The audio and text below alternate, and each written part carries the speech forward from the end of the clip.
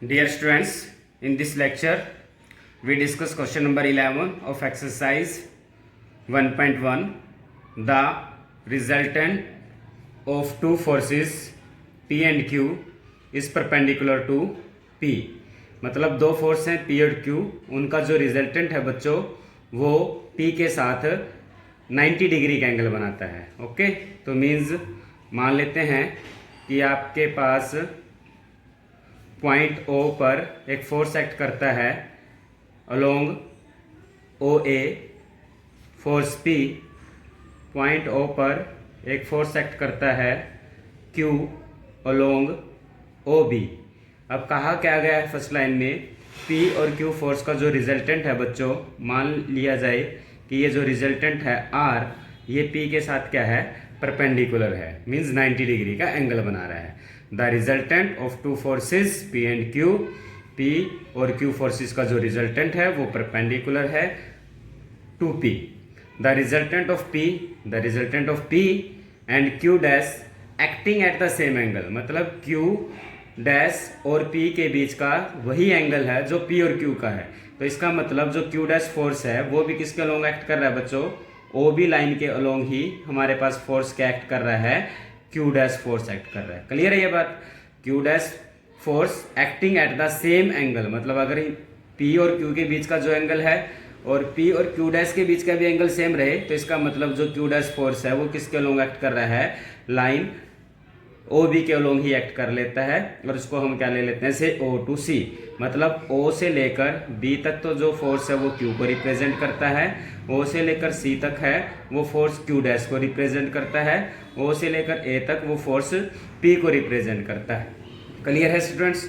अब क्या कहा गया है कि द रिजल्टेंट ऑफ P और जो Q डैश का जो रिजल्टेंट है acting at the same angle is perpendicular to Q dash. इन दोनों फोर्सेस का P और Q डैश का जो रिजल्टेंट है, मान लिया जाए कि ये रिजल्टेंट आपके पास R डैश है, ये 90 डिग्री का एंगल बना रहा है.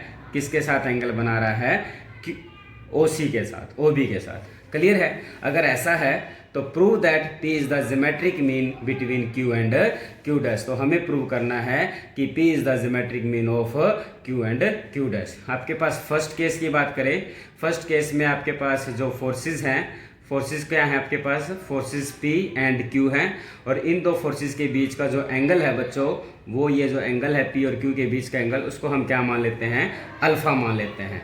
फोर्सेस आपके पास P एंड Q है, इन दो फोर्सेस के बीच का जो एंगल है वो आपके पास अल्फा है, और ये जो रिजल्टेंट है ये क्या है, ये परपेंडिकुलर है फोर्स P पे, मतलब रिजल्टेंट है वो P के साथ क्या बना रहा है, एंगल 90 डिग्री का बना रहा है. तो आपने पढ़ा था आर्टिकल में कि टेंजेंट थीटा किसके बराबर होता है, Q इंटू में sine alpha by P plus Q cos alpha. तो अपने पास इस क्वेश्चन में बच्चों टेंजेंट थीटा का काम कौन कर रहा है, 90 डिग्री काम कर रहा है. Q को Q से ही, Q का काम Q कर रहा है.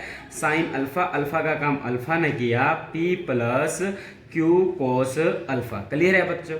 टेंजेंट 90 के बारे में आपको पता है, ये क्या होता है, इन्फिनिटी होता है. तो इसका मतलब Q sine alpha by P plus Q cos alpha infinity के बराबर आ जाए. ऐसा कब पॉसिबल है, जब आपके पास P plus Q cos alpha, P plus Q कोस अल्फा की वैल्यू क्या हो जाए बच्चों, आपके पास 0 हो जाए. तो इसका मतलब कोस अल्फा की वैल्यू क्या आ जाए, minus P by Q. First case की बात है.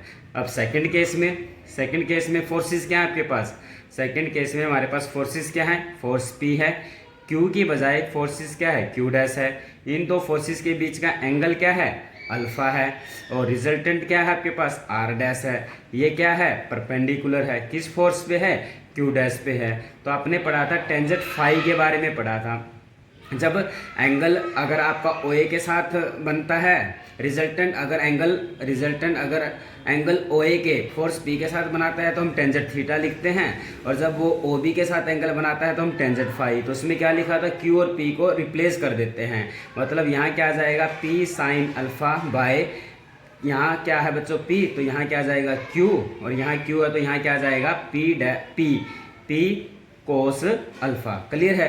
अब इस क्वेश्चन में बच्चों फाई का काम किसने किया, 90 डिग्री ने. P का काम कौन कर रहा है, P. अल्फा का काम कौन कर रहा है, अल्फा. Q का काम किसने किया, Q डैश ने. प्लस पी और p का काम p ने किया कोस अल्फा। टेंजेंट 90 की वैल्यू क्या है बच्चों, इन्फिनिटी है। तो टेंजेंट 90 इन्फिनिटी है, तो इसका मतलब ये वाली जो वैल्यू है ये वैल्यू इन्फिनिटी आ जाए। ये वैल्यू इन्फिनिटी कब आएगी, जब नीचे वाली term q dash p cos alpha, नीचे वाली टर्म क्या आ जाए बच्चों, 0 आ जाए। क्लियर है। तो यहाँ से कोस अल्फा की वैल्यू क्या आ जाएगी बच्चों, minus q dash p। Clear है। ओके, तो फर्स्ट केस और सेकंड केस में हमने क्या देखा बच्चों, फर्स्ट केस में कोस अल्फा की वैल्यू क्या है, minus P by Q. Second case में कोस अल्फा की वैल्यू क्या है, minus Q dash by P dash. तो इसका मतलब ये वैल्यू आपस में क्या होंगी, जब इनकी लेफ्ट हैंड साइड सेम है, ये इक्वेशन नंबर 1 ले लो, ये इक्वेशन नंबर 2 ले लो। From equation number 1 and 2, from equation number 1 and 2 we have minus P by Q is equal to minus Q dash by P. Minus से minus cancel, cross multiply करेंगे तो P dash cross multiply से P square is equal to Q dash. तो this implies p is equal to root of q minus की dash. इसका मतलब क्या है, p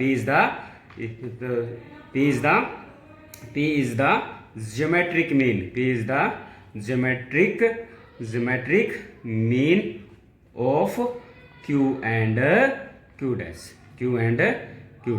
क्लियर स्टूडेंट्स। ओके, इस क्वेश्चन में क्या दे रखा था, दो फोर्सेस दे रखे थे p और q फर्स्ट केस में, और फर्स्ट केस में जो रिजल्टेंट है वो p के साथ 90 डिग्री का एंगल बना रहा है। सेकंड केस में फोर्स p है और q के अलोंग एक अनदर फोर्स है q डैश। तो p और q डैश का जो रिजल्टेंट है वो हमने मान लिया क्या, r डैश, और ये किसके साथ एंगल बना रहा है 90 डिग्री, q डैश के साथ 90 डिग्री बना रहा है। तो आपने पढ़ा था कि जब p और q दो फोर्सेस हो, अल्फा उनके बीच का एंगल है, रिजल्टेंट p के साथ 90 डिग्री परपेंडिकुलर है, तो टेंजेंट थीटा का काम कौन करता है, q sine alpha by p plus q cos alpha. अपने क्वेश्चन में थीटा का काम 90 डिग्री है, बाकी चीज़ें सेम है। तो टेंजेंट 90 क्या होता है, इन्फिनिटी। ये वैल्यू इन्फिनिटी है, तो इसका मतलब ये वाली टर्म की वैल्यू क्या है, इन्फिनिटी। ये तब पॉसिबल है जब नीचे वाली टर्म क्या हो जाए, 0। जब आप नीचे वाली टर्म को 0 रखते हैं तो आपके पास कोस अल्फा की value minus P by Q आ जाती है। सेकंड केस में बच्चों फोर्सेस क्या है, p है, q के बजाय q डैश फोर्सेस है। दोनों के बीच का जो एंगल है बच्चों वो अल्फा है, और r डैश जो इन दोनों फोर्सेस का जो रिजल्टेंट है r डैश, वो परपेंडिकुलर है किस पर, q डैश पे परपेंडिकुलर है।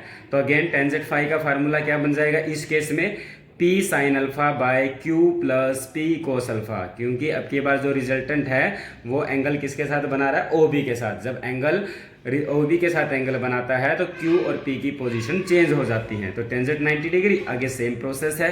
टेंजेंट 90 इनफाइनाइट, ये वैल्यू इनफाइनाइट कब आएगी, जब ये वाली वैल्यू क्या आ जाए, 0। तो इस वैल्यू को 0 पुट कर दिया, यहाँ से कोस अल्फा की value minus Q dash by P. First case में कोस अल्फा की वैल्यू ये, सेकेंड केस में वैल्यू ये, इन दोनों को आपस में इक्वल कर दिया, क्रॉस मल्टीप्लाई करके देखा कि p किसके इक्वल आ जाता है, root of q dash. Okay students.